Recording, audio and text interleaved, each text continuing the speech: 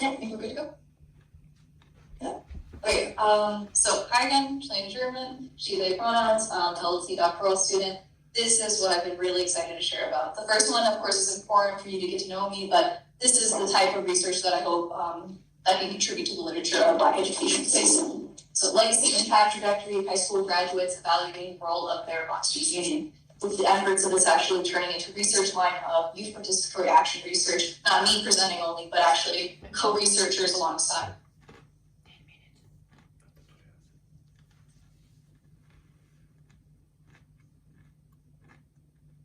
So rough agenda for today. I say problem practice because I want us to problematize that kind of phrase. I want to reference it, theoretical frameworks, my methodology methods, and then the data collection process.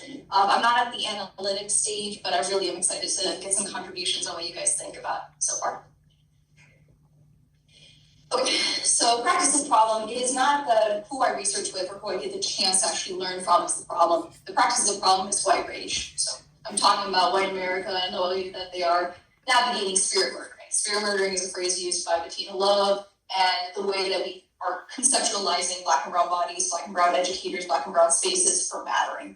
And so you can see recently with executive orders and ways that our president's campaign and policy has actually happened. There are people like West Point that are actually getting rid of their affinity clubs because of what's happening with DEI.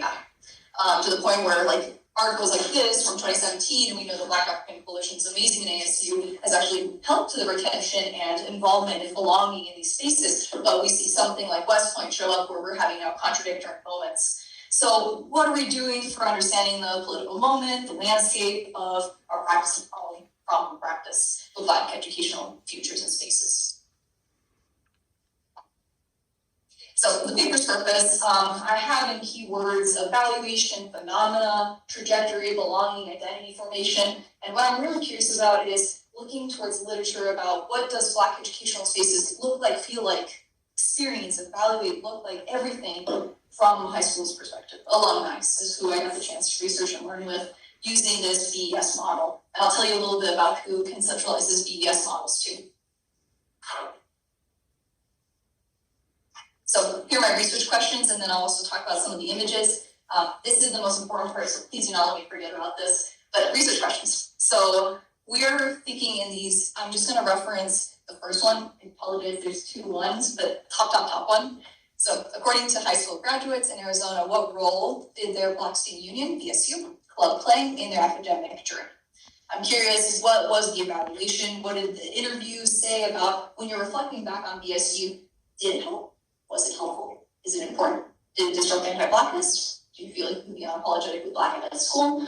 Knowing that we actually struggle with having a lot of retention of Black educators.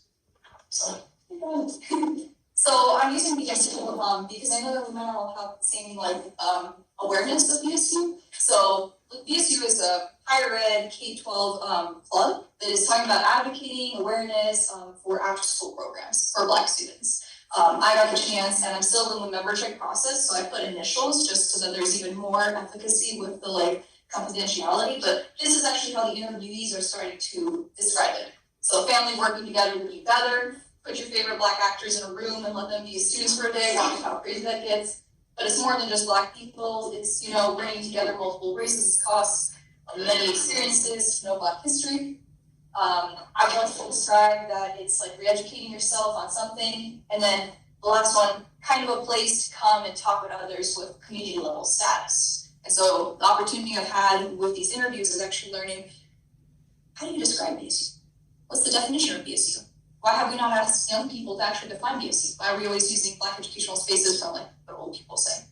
And so that's what I've been exploring in this, and their true evaluation of this hyper-local context. So theoretical frameworks, I'll be brief because I could talk about this forever. This is where I love more contribution and conversation around. So Bettina loves mattering all the way to freedom dreaming. So we have in 2019 this idea of mattering. What does it mean to actually belong, go even further than belong, but just know that we're okay? To freedom dreaming and talking about educational reparations and having the opportunity for us to really talk about why white people have not talked about the harm that they're doing in these spaces with white rage. Then it goes to Warren and Cole, where I'm using this framework of Black educational spaces. It's not just fugitivity, it's not just racial counterstasis, it's a place where you can use self-determination, self-actualization, self-efficacy. These tenets are what I would like to use actually for the code book. I would really like to use in vivo coding, deductive coding, but I'm interested in actually seeing how these tenets might play out from what I see in the interviews.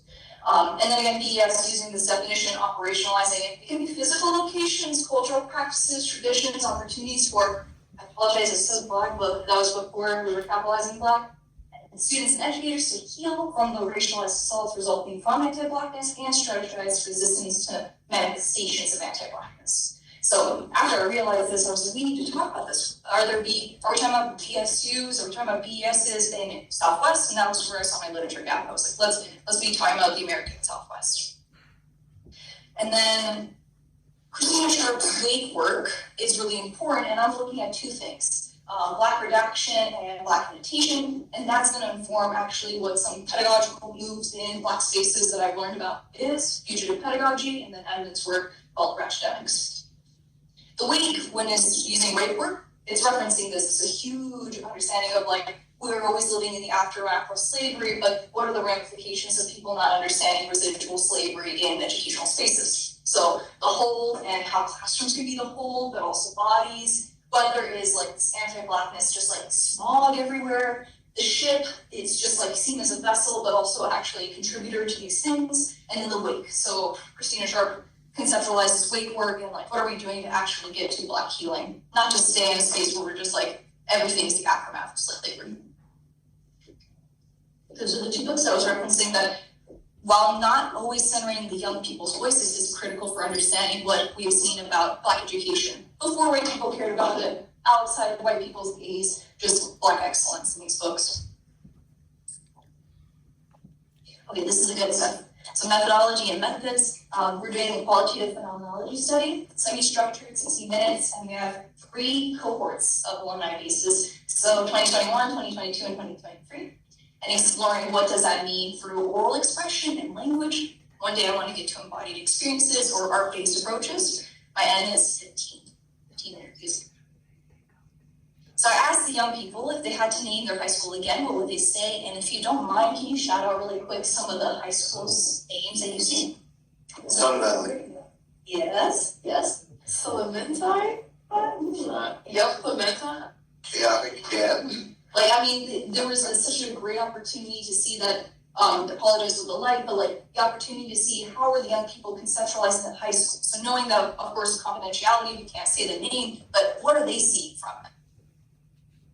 So this is a data collection process using Google Drive to make sure that it's password protected, to authentication format, to keep all the interviews, consent paperwork. The transcriptions are through Zoom. That was given by IRB's guidance and permission. And then interviewing is all virtual to be as successful as possible. And camera with video is optional, but definitely audio recording.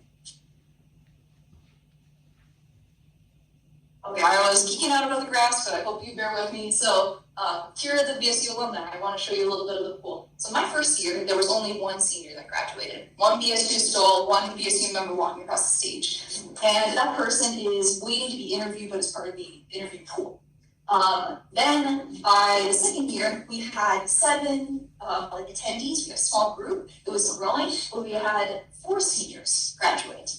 And then the last year, so this is the year prior, we had about 25. We were having bigger groups, and those were the regulars. But then we had 16 people graduate from the BSU program, like BSU alumni. A goal of mine as I'm still a BSU advisor is to make a BSU yearbook or like alumni book, so that the individuals who are currently BSU members now are asking who were their officers, who were the legacy of this, and they want to get to know you.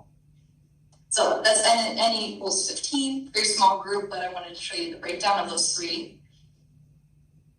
This is the research stage. So I just wanted to show you off of the 3 cohorts what I've done so far. So we're recruited up to, I think it was 21. And then so far this many people had consented. My interviews are almost done. I only have 2 more interviews, so not too bad. Transcriptions are in the process, so making sure that they're uploaded and ready to go. And this is just where I'm at, making sure that this member check means that I've sent it out to the young people, but they're also at the point of like making sure they redact or remove, do something like that. But what I do wanna share is the inclusion exclusion criteria. So these are all BSU members that have been at the club for more than 10+ meetings, like they were almost consistently there, had a BSU stole, had some way of actually saying that like, yes, they're a member.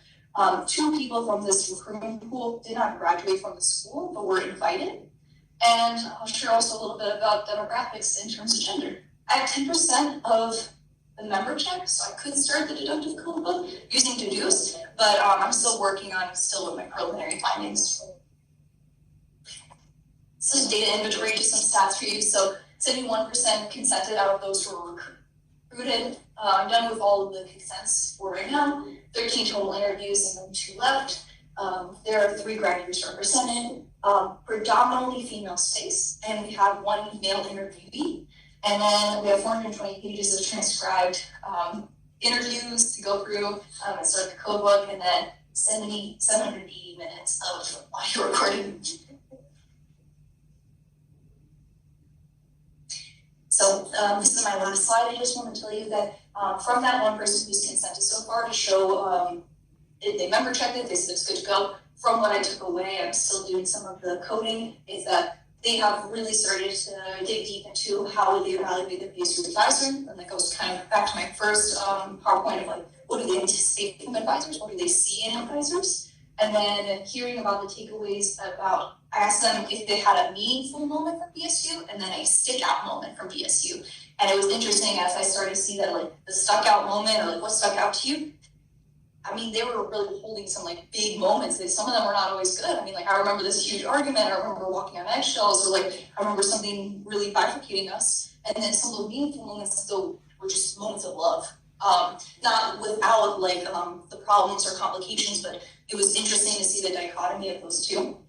And then we had a BSU advisor potentially come in, and so we talked a little bit about like me removing myself from the program, getting closer to Black knowledge, and so the conversation around what does the club need now versus what does it actually want versus a legacy trajectory moment.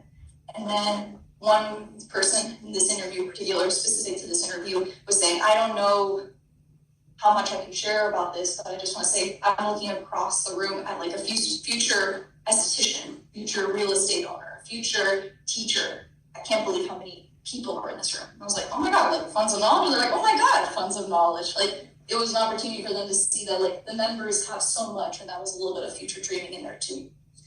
But that's me, and that's preliminary findings. I'm still learning a lot. So I just want to say, we stay in touch. If you have any questions, contributions, opinions, I would love to hear it. Thank you. All right, we're a small group.